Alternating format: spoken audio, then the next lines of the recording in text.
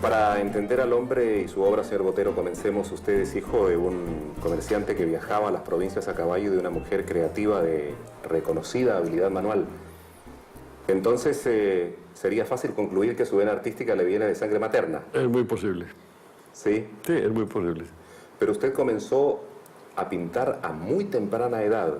Es decir, que si vamos a hablar de vocación precoz, este es un ejemplo Pues completo. sí, debo decir que a los 15 o 16 años tenía una gran pasión por la pintura.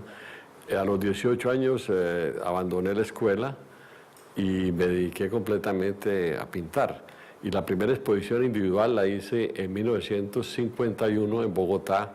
Y bueno, tenía 19 años. Es decir, realmente es muy joven para empezar una carrera artística. ¿Sí? Yo sé que no hay un momento determinado, ¿verdad?, en el cual uno se decide por alguna cosa en la vida, que generalmente son procesos un poquito más complejos que la simplicidad con que a veces presentamos las cosas en los medios de comunicación. Sí, sí. Pero ¿cómo se dio el surgimiento de esta vocación temprana en usted?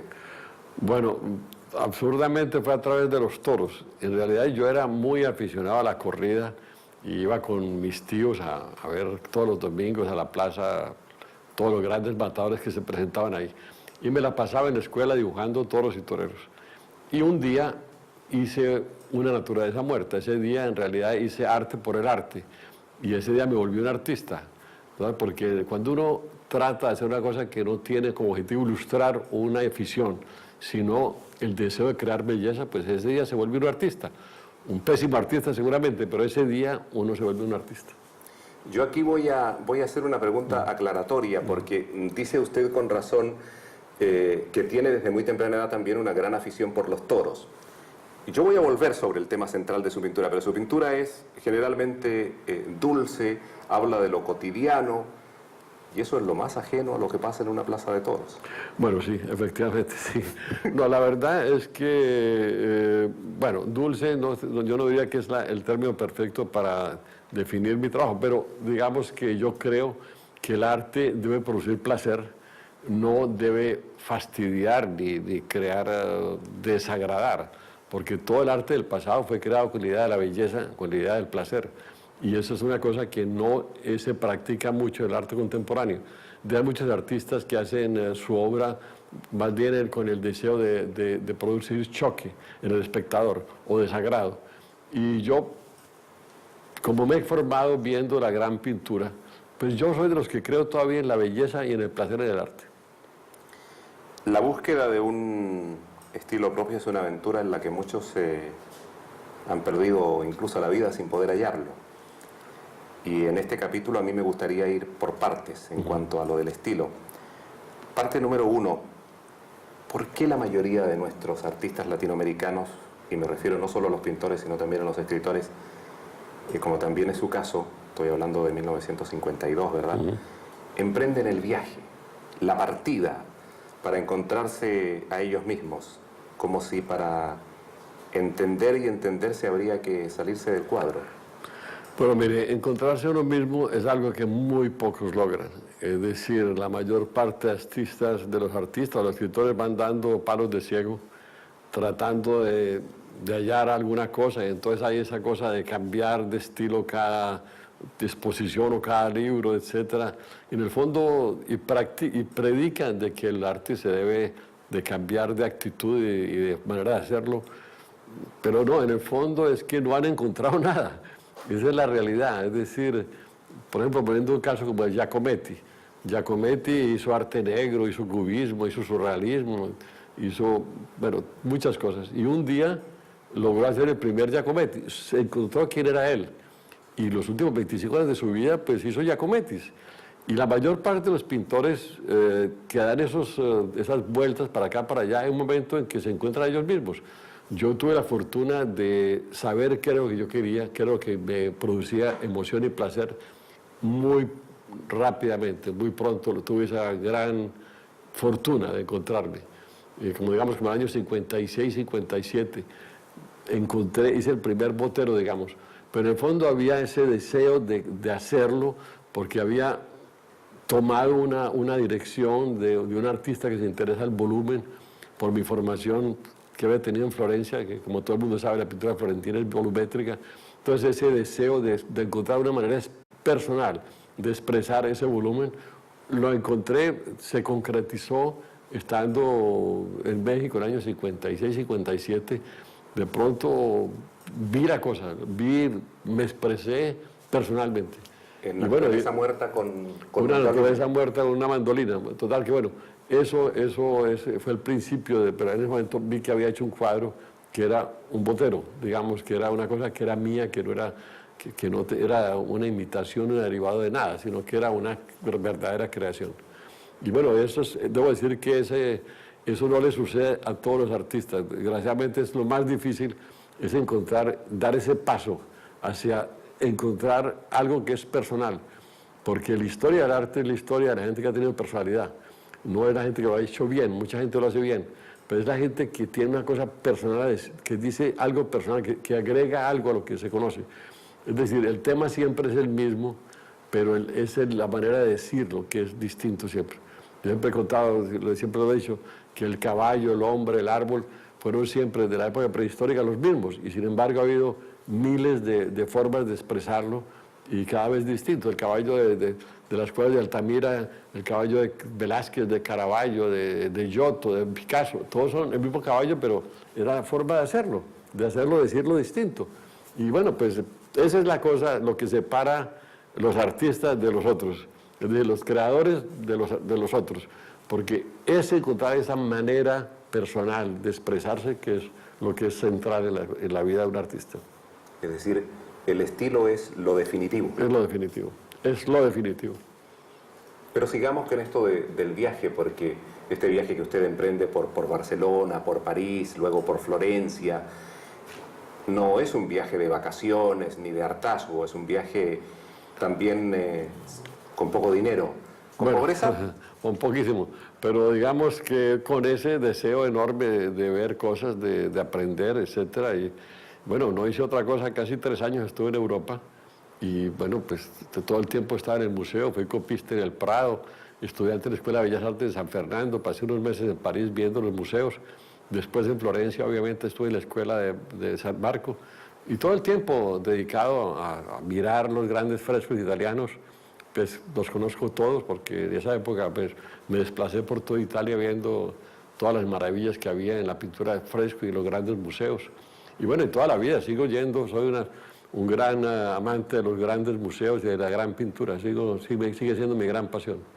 Señor Botero, a propósito de esto de los volúmenes, yo sé que usted ha dicho que desde siempre ha tenido una intuición por ello, que después está la influencia, ¿verdad?, del aspecto volumétrico florentino en la forma.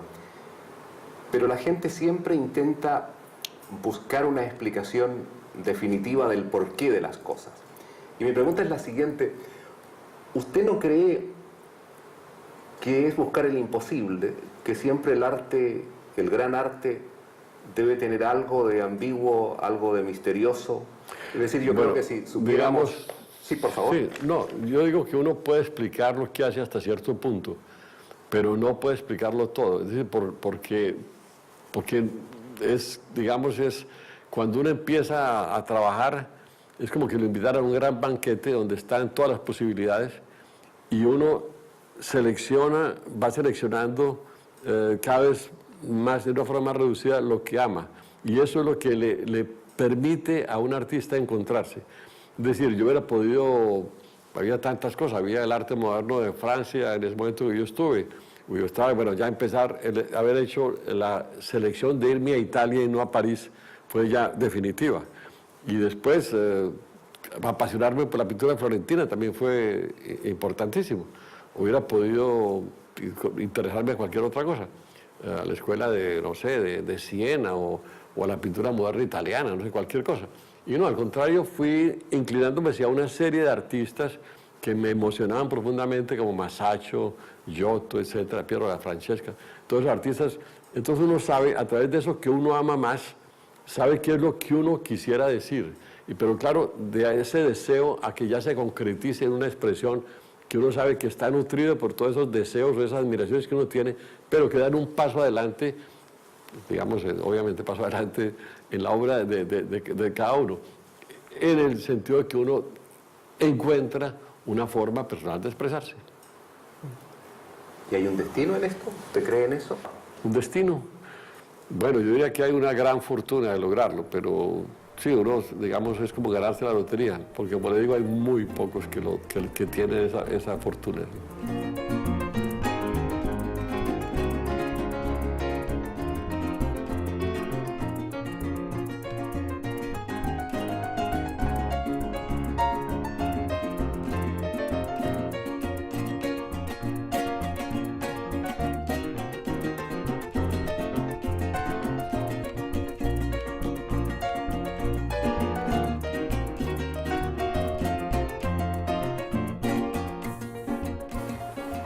Ahora, nadie viene del callo de una cabra, ¿verdad? Citaba usted a los grandes artistas, la pintura que amaba y luego a través de ellos buscar su propio estilo. De tal manera que aquí hay una suerte de sincretismo cultural, ¿verdad? Que convive a la vez con el ser profundamente americano y colombiano en este sentido. ¿Es una convivencia sencilla? Bueno, digamos que como soy muy latinoamericano en mi manera de ser, y como pues obviamente tengo un enorme interés en todo lo que es nuestro, pues la temática es latinoamericana. Después, obviamente ha habido también una gran pasión en mi vida por el arte precolombino. Sobre todo se ve en mi trabajo de escultor, se siente ese interés en el arte mexicano, precolombino, peruano, colombiano, etc.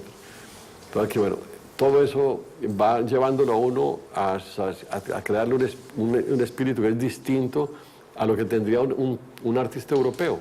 Es decir, un europeo no podría hacer lo que yo hago. Es decir, ni yo puedo hacer lo que hacen los europeos.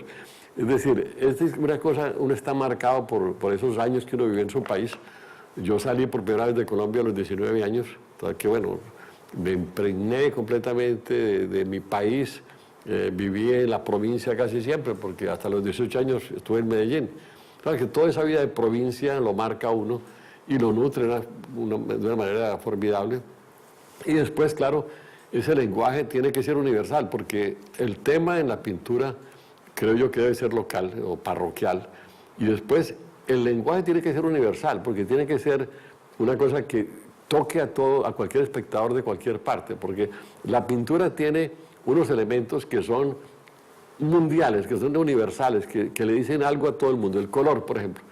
Todo el mundo, una bella armonía de color la entiende un japonés o un alemán o un colombiano, un argentino, etc. Es decir, eso es una cosa, el color, esa forma de combinar los colores. La forma de componer un cuadro. Es decir, cuando la composición está balanceada, todo el mundo es sensible a una composición bien balanceada. Y desde luego el dibujo y el estilo personal. Todo eso es una cosa que la gente del mundo entero aprecia y entiende. Y claro, pues el tema siempre ha sido, digamos, uno ve los impresionistas, el tema no puede ser más francés. O uno ve la pintura, digamos, bueno, alemana, pues no puede ser más alemana. Pues. Entonces, cada país tiene una temática que es propia, pero una manera de decirlo que es internacional, sí, uno se conmueve con un cuadro de Monet, pero un cuadro de Monet también es admirado en Japón y admirado en Argentina, porque hay ese lenguaje claro y maravilloso, pero el tema es totalmente francés. A propósito de tema y forma, ¿cómo se relacionan estos dos elementos? Porque yo voy a hablar de lo que sé, sí, que es la radio. Hay una importancia tan grande de la manera de decir y de lo que se dice, ¿no? Uno puede tener un gran discurso, ¿verdad?, para hablar sobre el futuro de América Latina, pero si no lo sabe decir bien, no tiene ningún sentido. ¿Cómo se da eso en la pintura? Bueno, o en su digamos, pintura el tema es importante, pero por ser el pretexto para pintar. Es decir, porque en el fondo es el punto, digamos, el trampolín, digamos, que lo lanza uno hacia el problema de la pintura. Pero es importante, es muy importante. Hoy en día, pues, digamos, en el arte del siglo XX ha habido mucho menosprecio por el tema en la pintura. Pues entonces, cada que hay un tema importante, entonces, pues, ya no estoy literario. Pues entonces, si uno dijera así, entonces literario es toda la obra de Giotto y toda la obra de Miguel Ángel, toda la obra de tanto, entonces habría que, digamos, botar a la basura todas esas obras porque son literarias. No, el tema es muy importante, pero claro que más importante que el tema es la forma como se dice, es decir, el lenguaje. Y el tema, al final, es un pretexto, pero es que todo se une, es decir, hay la poesía del tema y está después el lenguaje y el color y todos los elementos de la pintura que se unen para crear esa obra que es la que vale la pena. Ahora, usted siempre, o casi siempre, ha elegido más bien la sutileza, ¿verdad?, para decir las cosas. Hay en muchos cuadros también la ironía, el comentario velado. Estoy pensando sobre todo en esa siesta del presidente, ¿verdad? Y hay una forma de decirlo que va mucho más allá de lo meramente contextual, de lo meramente panfletario político. Siempre para que una obra perdure debe tener este elemento poético.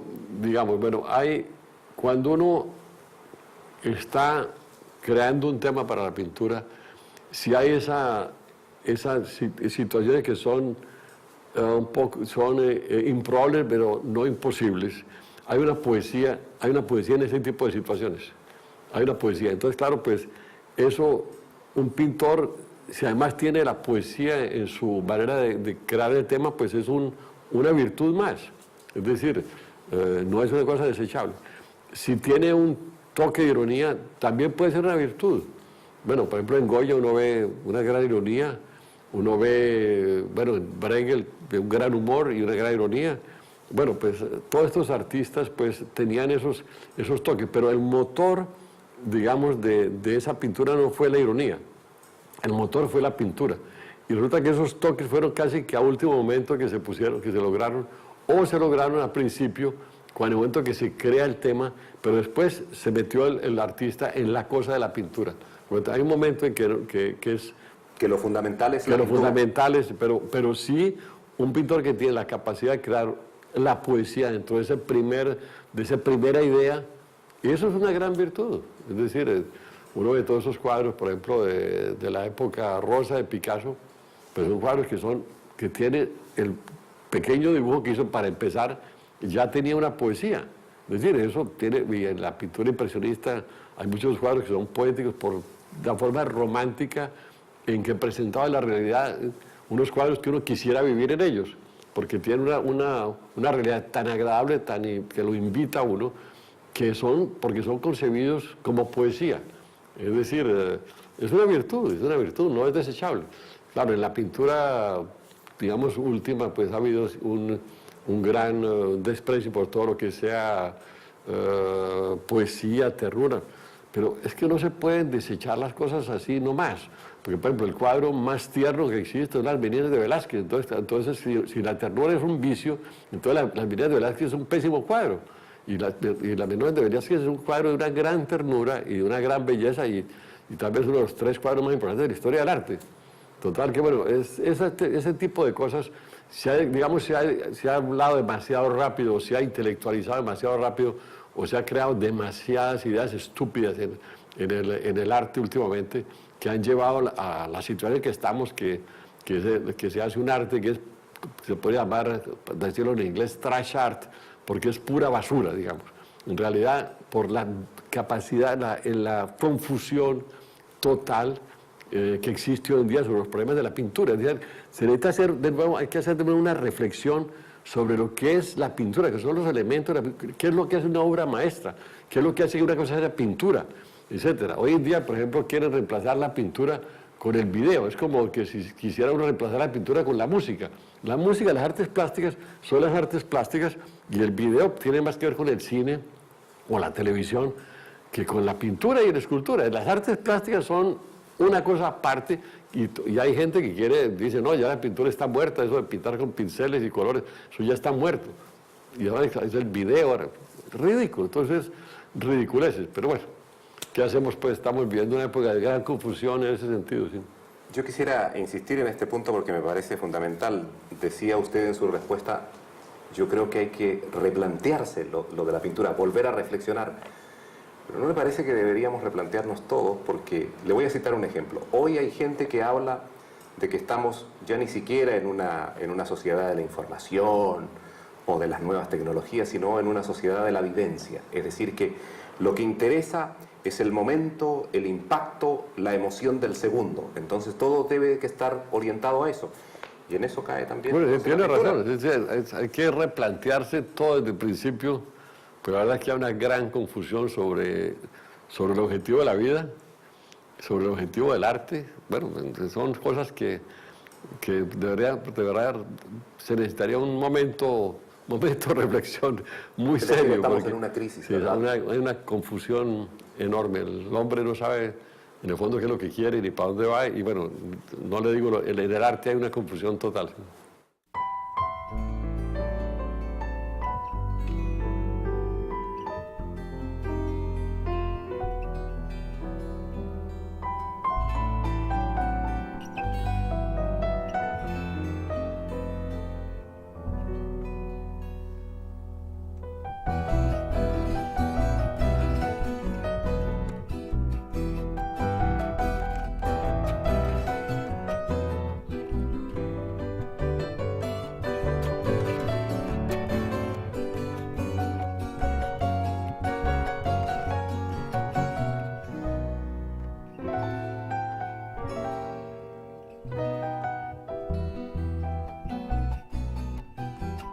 Ahora, hablaba usted de lo poético en la pintura, pero también en parte de su pintura están estas imágenes instantáneas que hablan de una realidad muy cruel, de un tiempo de la infamia y concretamente en su país, en Colombia.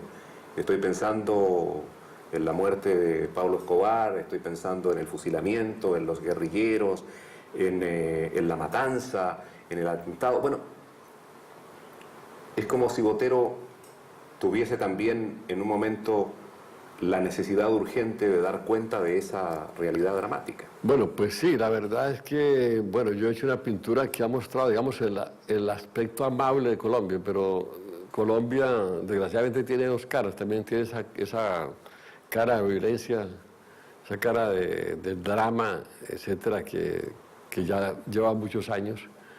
Y a un cierto momento, pues, yo me sentí que debía hacer algo en ese sentido, decir algo. Obviamente, no es que un cuadro vaya a cambiar ninguna situación social o política, pero sí queda un testimonio sobre un momento de locura, de un momento absurdo de nuestra historia, que seguramente va a pasar, pero que un artista que tenga la capacidad y que lo pueda hacer, pues debe hacerlo.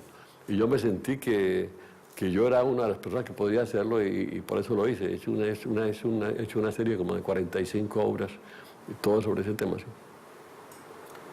Señor Botero, usted lo ha dicho varias veces en esta conversación con Radio Nederland, que siendo una pintura universal, usted sigue siendo profundamente colombiano. Me imagino que debe ser muy difícil para un colombiano no poder vivir en su país. Muy trágico, muy difícil, y es una sensación de angustia profunda.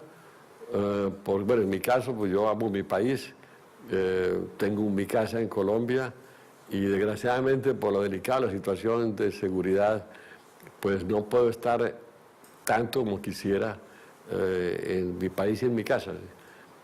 Total que sí, yo me siento, bueno, yo no me siento exilado en el sentido que yo antes de que se creara esta situación ya vivía fuera de Colombia por razones de mi trabajo. Pero sí me gustaría, sobre todo ahora pues a mi edad, poder disfrutar más de mi país, porque tengo ese recuerdo extraordinario de la gente, de los paisajes maravillosos de Colombia, de la maravilla de este país, porque es un país maravilloso. Y claro, no poderlo disfrutar, porque nos robaron el paisaje, porque ahí se puede vivir en las ciudades, pero no se puede vivir en el paisaje, que es lo más maravilloso de Colombia. Es decir, uno puede pasear tranquilamente y vivir tranquilamente en medio de la maravilla de la naturaleza. Ahí no, porque hay una inquietud y hay un real peligro. Total que, bueno, nos han hecho un daño muy grande los violentos de Colombia, quitándonos nuestro país y espero que lo podamos recuperar. Y espero que sea con el presidente Uribe que podamos lograrlo. Señor Botero, a pesar de eso, yo quiero relatarle una breve anécdota telefónica que me ha dado nuestra corresponsal en Bogotá, la señora María Isabel García.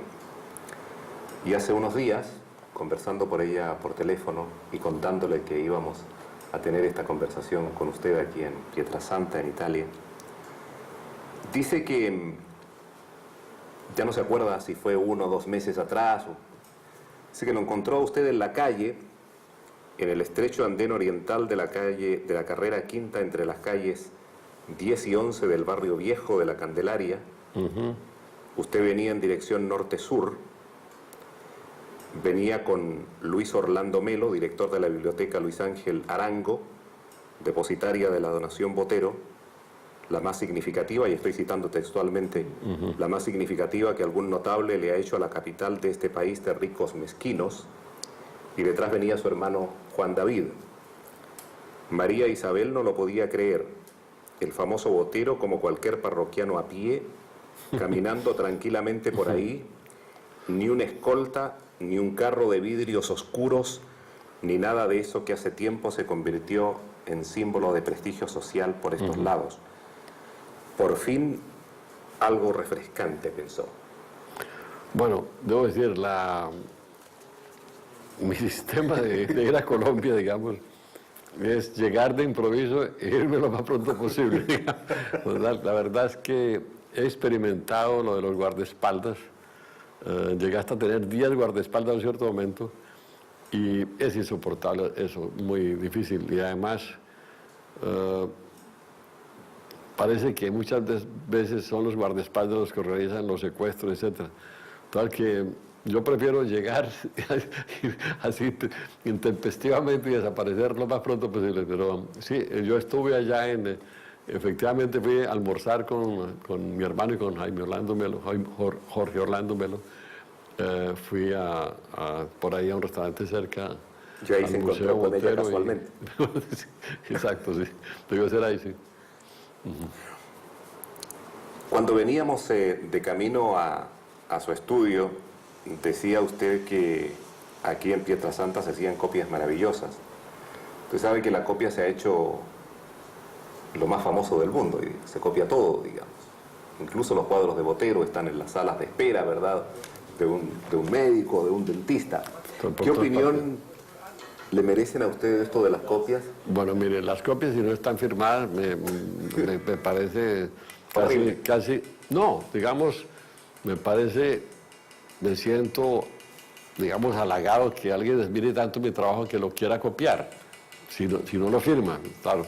Entonces yo en Colombia, en los parques venden copias de mis cuadros al óleo, grandes, etcétera, pero no dicen Botero. Pues, eso no me molesta, la verdad es que no me molesta, al contrario, me da casi, yo diría que casi satisfacción ver que la gente compra eso. Lo que sí es una gran molestia, un gran problema es la cosa de los falsos, que hay muchos falsos, hay mucha gente dedicada a copiar mis cuadros, a firmarlos, porque claro, eso buena parte, bueno, sobre todo lo más grave es que el día de mañana de pronto me van a juzgar a mí por esos cuadros, van a pensar que yo pinté eso.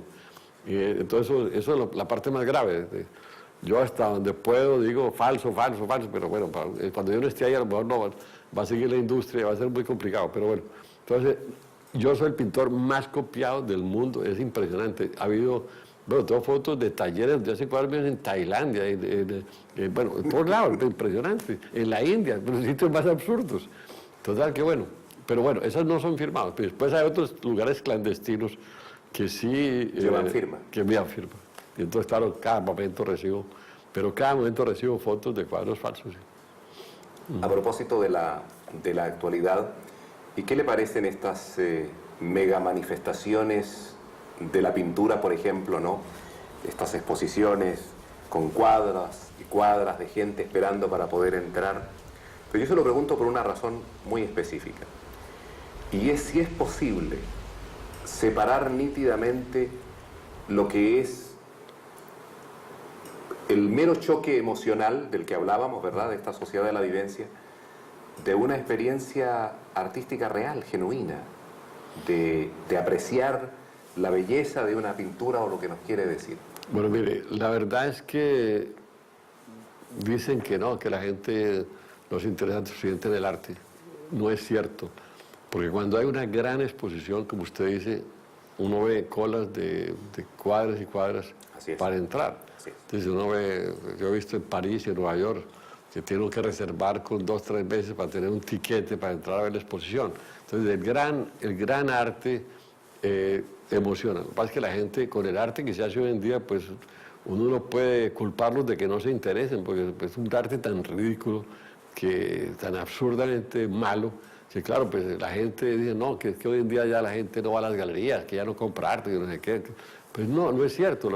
Los grandes museos y las grandes exposiciones viven llenos de público numerosísimo. Total que no hay ninguna crisis en ese. El arte, si es bueno, atrae al espectador de una forma extraordinaria. Acaba de publicarse en España un libro de ensayos con el sugerente título de Cómo ser mayor sin hacerse viejo. Y este libro dice que una de las principales recomendaciones es la actividad. No solo la actividad física, ¿verdad?, que está tan de moda, sino sobre todo la actividad mental. ¿Es cierto? Bueno, pues mire, yo tengo una profesión en la cual nadie se retira, nadie aquí me llaman a tomar la pensión, en italiano dicen la pensione. Bueno, no sé, en todo caso pues eso de retirarse a vivir de una... Jubilarse. Exacto, jubilarse, exacto. En la pintura nadie se jubila, afortunadamente. Uno se muere con el pincel en la mano, es decir, uno ve todos los grandes pintores del siglo XX. Picasso estuvo pintando hasta las 2 de la mañana, se fue a lavarse los dientes y se cayó muerto ahí, pero prácticamente acaba de soltar el pincel. Pues. Y Chagall a los 96 años pintaba, Matisse a los 83, 84, enfermísimo, pintaba. Todos los pintores han trabajado hasta el último momento, porque es una pasión tan grande, un placer tan infinito el arte, ejercer el arte y la creación, que nadie lo quiere dejar. Es decir, ni los pintores que no tienen éxito, siempre también tienen esa pasión, porque, bueno, una cosa es el éxito, una cosa es encontrar un estilo personal, pero, digamos, ya el hecho de dedicar su vida al arte es una cosa formidable, y la gente que lo hace, aunque no se encuentra a sí mismo, pintan toda la vida. Claro que los que se encuentran a sí mismos tienen más pasión todavía, pero digamos que es una cosa, es un vicio, una pasión tan extraordinaria, un placer tan infinito el arte, que, bueno, y yo creo que eso tal vez lo mantiene uno vivo también. Una vez leí en el New York Times un artículo en que decían, que analizaban por qué los pintores eran longevos, y decían que era tal el deseo de pintar todos los días que no se querían morir, es decir, y entonces seguían vivos larguísimos, vivían mucho más que los demás. Sí, ¿verdad? La pintura... Para seguir pintando el mundo que existe deseo y el que viene. de que aparezca rápido para empezar a pintar de nuevo, que bueno, ese deseo de pero trabajo... ¿eso lo tiene usted también? ¿Eso de que despierte, yo lo tengo. despertar cuanto antes para empezar a pintar? Pues bueno, pues sí, la verdad es que yo sábados, domingos, yo nunca tomo vacaciones, yo trabajo todos los días, donde voy yo trabajo. Si no puedo pintar, pues estoy dibujando, pero yo trabajo todos los días, pero es porque me ofrece un placer enorme. Y claro, por la mañana apenas me despierto, bueno, ya para el estudio rápido. Sí, en realidad sí es una pasión muy agradable, más que agradable, muy maravillosa. Y un privilegio que detienen pocos. Pues sí, es una gran fortuna ser pintor. Sí. Yo con esto voy a terminar, señor Botero. Y para los otros, para los que miramos la pintura, el arte de alguna manera nos redime, nos ayuda a llevar la existencia precisamente cuando la vida no es color de rosa. Bueno, pues el arte, o digamos la cultura, pues es una alternativa de la realidad, es una realidad paralela donde uno se puede refugiar muy cómodamente. Total que el arte da esa oportunidad de vivir en medio de la fantasía, para olvidar un poco la dureza de la vida real. Te quedo muy agradecido en nombre de Radio de la Nación. Gracias a usted. Gracias. Muy gentil de recibirnos por aquí. Gracias. Muchas gracias.